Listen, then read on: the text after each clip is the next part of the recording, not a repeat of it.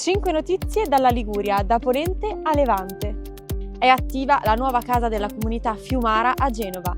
Tra i servizi del polo sociosanitario il punto unico di accesso per l'accoglienza dei cittadini, il medico di assistenza primaria in accesso diretto, l'ambulatorio multimediale dedicato alle cronicità con attrezzatura di ultima generazione e ampi spazi dedicati alle cure di prossimità. Continuano i lavori nel cantiere dello scolmatore del Bisagno a Genova. L'obiettivo è attivare la galleria dal punto di vista idraulico dal 1 gennaio 2027, in caso di necessità, e poi completare l'opera nella primavera del 2028. Nuovo intervento in Liguria a favore della zootecnia, con oltre 1,3 milioni di euro destinati al miglioramento del benessere animale.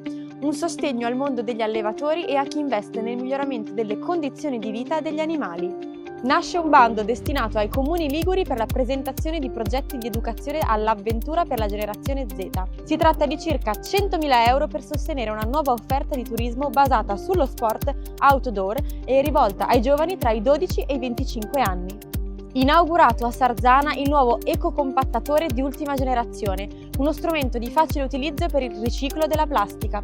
In Liguria la raccolta differenziata, partita dal 38% nel 2022, è arrivata al 61%. Queste erano le 5 principali notizie di oggi.